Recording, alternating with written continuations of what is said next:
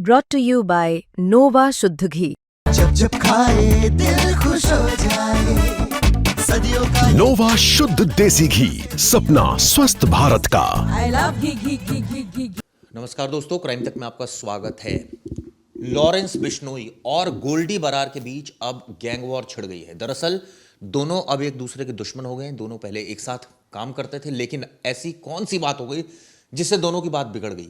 दरअसल हाल ही में चंडीगढ़ में आपने देखा किस तरह से पैरी की हत्या कर दी गई। पैरी लॉरेंस बिश्नोई का कभी खास होता था, लेकिन लॉरेंस ने के गैंग ने ही उसको मरवा डाला, इस तरह के आरोप लग रहे हैं। और यह कहा गया कि उसने गद्दारी की। गद्दारी किस तरह से की, क्या गद्दारी की, इसको लेकर भी कुछ खुलासा नहीं हुआ। लेकिन इसके उलट गोल्डी बरार गैंग का कहना है कि वो तो मासूम था, उसकी तो कोई गलती नहीं थी, उसको बिना बेगुनाह को मार डाला।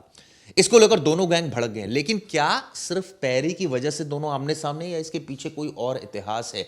ये गैंग कभी साथ में काम करता था, आज अलग क्यों हो गए प्रवेश? बिल्कुल। और देखिए, आपको याद होगा बम्बीहा गैंग था जिसका नाम सामने आया था, और सिद्धू मूसेवाला और बाकी मर्डर केस में भी नाम जुड़ा था कि बम्बीहा गैंग जो था इनका एंटी था एक समय पे, लॉरेंस बिश्नोई और गोल्डी बरार। लॉरेंस बिश्नोई की कभी डायरेक्ट दुश्मनी नहीं थी, मैं एकदम पास्ट में लेके जा रहा हूँ बम्बीहा गैंग से। गोल्डी बरार के भाई को मारा था बम्बीहा गैंग वालों ने, जिसके बाद गोल्डी की मदद करने के लिए बम्बीहा गैंग से लॉरेंस ने दुश्मनी ले ली थी। यहाँ से दोनों की दोस्ती अच्छी हो जाती है।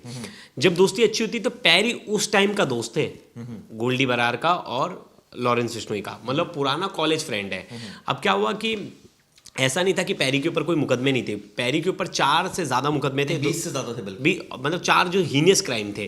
2011 में इस पे आर्म्स एक्ट और अटेम्प्ट टू मर्डर का केस लगा, 2013 में, 2017 में आर्म्स एक्ट का केस था, 2025 में जबरन वसूली। और इसका काम क्या था? पैरी जो था लोकल जितने भी क्लब्स थे चंडीगढ़ में, उन चंडीगढ़ के क्लब से हफ्ता वसूली करता था। जितने भी 2 नंबर के काम वहाँ हो रहे उन सब में हफ्ता वसूली करता था, अपना कमीशन रखता था। इसके बिहाफ पे वो उनको प्रोटेक्शन देता था। प्रोटेक्शन किन लोगों से?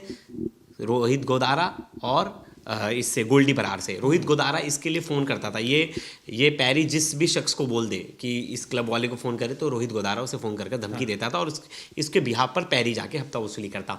अब क्या था, चंडीगढ़ जो था वो गढ़ था लॉरेंस बिश्नोई का, वहाँ चलती लॉरेंस बिश्नोई के गैंग की थी। लॉरेंस बिश्नोई के लोग ही वहाँ हफ्ता वसूली और बाकी काम करते थे, ऐसा बताया जा रहा है। और बाकी के क्षेत्र में, हरियाणा और पंजाब के भी बाकी क्षेत्र में लॉरेंस बिश्नोई का वर्चस्व था। रोहित गोदारा का जो वर्चस्व था वो था राजस्थान के एरिया में। राजस्थान के बहुत सारे केसेस में, रोहित गोदारा के केस में लॉरेंस बिश्नोई के कुछ लोगों ने इंटरफेयर करना शुरू कर दिया, ड्रग्स का मामला और बाकी मामले। जिसके बाद रोहित गोदारा ने खुलकर कह दिया कि मैं लॉरेंस बिश्नोई के साथ नहीं हूँ, उसने अपना गैंग अलग कर लिया। हाल फिलहाल में सबसे ज़्यादा सट्टेबाजी का जो खेल चल रहा था वो दुबई में चल रहा था, दुबई और कनाडा में। अब वहाँ जो इस पूरे नेक्सस को रूल कर रहा था वो कौन था? अनमोल बिश्नोई। अनमोल बिश्नोई को अमेरिकी एजेंसी पकड़ लेती है टिप ऑफ पे और वो जेल चला जाता है। इस बीच बाबा सिद्दीकी की हत्या होती है। बाबा सिद्दीकी की हत्या होती है और आरजू बिश्नोई पहले से कनाडा में था, वो पहुंच जाता है ऑस्ट्रेलिया। और जो इनपुट थी एनआईए के पास, जो इनपुट थी कि शुभम लोनकर है वो अनमोल बिश्नोई के पास चला गया बाबा सिद्दीकी की हत्या करने के बाद। अब वहाँ चिराग जी, शुभम लोनकर का नाम बहुत बढ़ गया था और शुभम लोनकर इसका और लॉरेंस बिश्नोई का बहुत खास था, और सबसे खास था अनमोल बिश्नोई का। अनमोल बिश्नोई के पकड़े जाने के बाद कोई मतलब कोई मुख्य चेहरा नहीं था लॉरेंस बिश्नोई गैंग को लीड करने के लिए। गोल्डी बरार उसका बेस्ट फ्रेंड था, तो गोल्डी बरार पूरे नेटवर्क को लीड करने लगा। एक तरफ लॉरेंस का गैंग जो है वो ड्रग्स के जितने भी बिजनेस है उनमें अपना रुचि नहीं रखता। वो नहीं चाहता कि वो ड्रग्स के बिजनेस करे या ड्रग्स के किसी इन्वॉल्वमेंट में रहे, ना तस्करी में, ना किसी ह्यूमन ट्रैफिकिंग के केस में। इसमें लॉरेंस का गैंग नहीं। वहीं दूसरी तरफ बताया जाता है कि गोल्डी के और जो रोहित गोदारा ये ड्रग्स के भी बिजनेस में थे। जिसके बाद शुभम लोनकर और बाकी लोगों ने कहा कि हम ये बिजनेस इसके अंडर रह के हम इस काम में नहीं कर सकते, और उसमें अड़चन आने लगी। अब इनके पास सबसे बड़ा नेक्सस था एक, जिसका नाम लिखा था। जब इन्होंने पोस्ट किया था, शुभम लोनकर ने हत्या की, जब इन्होंने हत्या करवाई इसकी पैरी की, तो उन्होंने एक पोस्ट लिखा। तो उसमें एक लाइन थी कि पहले हमारे हैरी भाई के ऊपर अटैक करने की कोशिश करी थी और बाद में सिप्पा भाई की इन्होंने हत्या करवा दी। ये सिप्पा भाई, हैरी भाई है कौन? बड़ा इंपॉर्टेंट नाम है।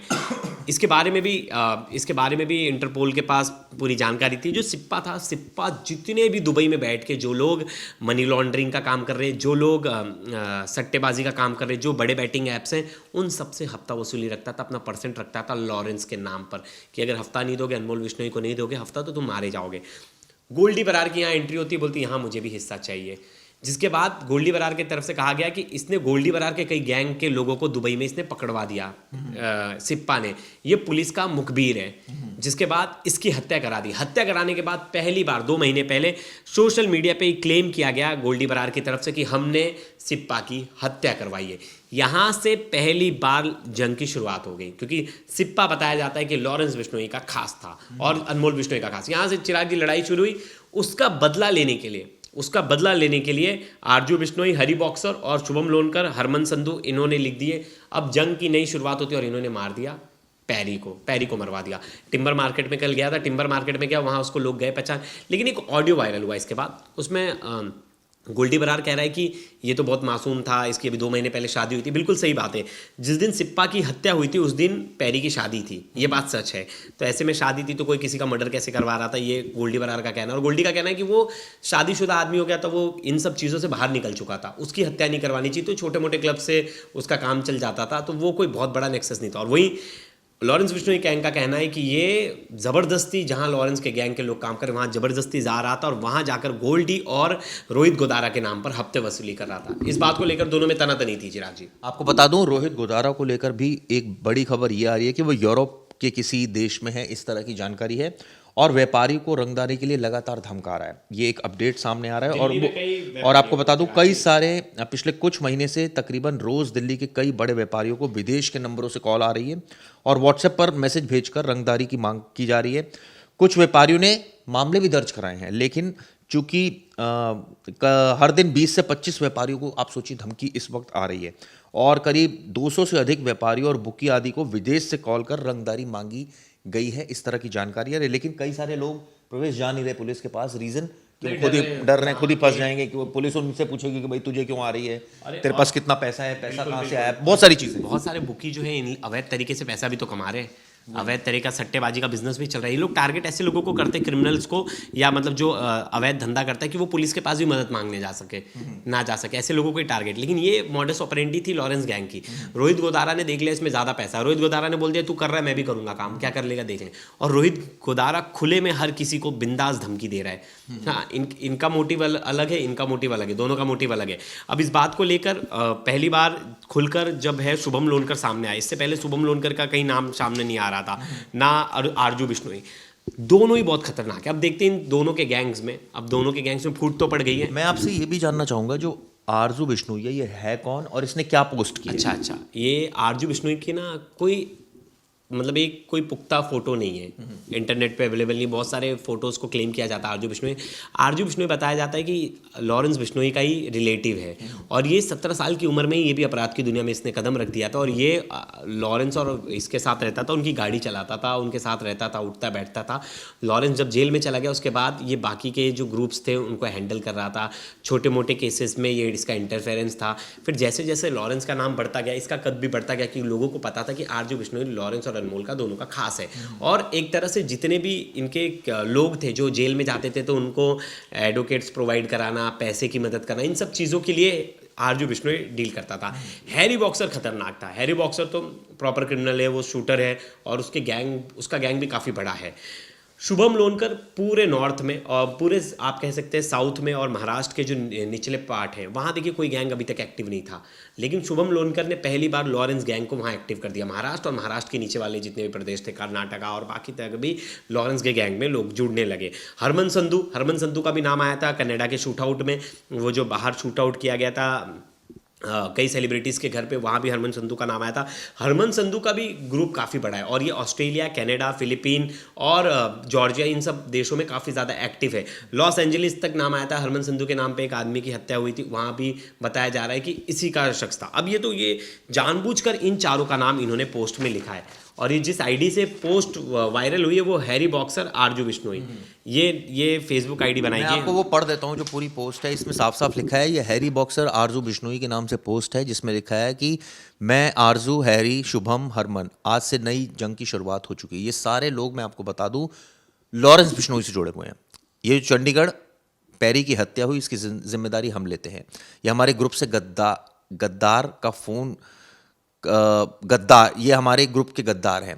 गोल्डी और रोहित का फोन करवाकर सभी क्लब से पैसा इकट्ठा करवाता था, इसलिए हमने इसको मारा। मतलब बिल्कुल ये रोहित गोदारा और उसके लिए गोल्डी बरार के लिए क्लब से मैंने जो शुरुआत में कहा कि क्लब से पैसा इकट्ठा करवाता था और इसका काम वही था। और इसी बात को लेकर इनमें खुन्नस थी कि चंडीगढ़ और बाकी इलाका तो वहाँ चलती थी लॉरेंस बिश्नोई की, और अचानक से कोई और आता है और वो गोल्डी बरार और रोहित गोदारा के नाम पर हफ्ता वसूली करा। इस बात को लेकर कहीं ना कहीं आपस में दोनों की तनातनी हो गई। देखिए पैसा भी बहुत आ रहा था ना इन लोगों के पास रंगदारी का।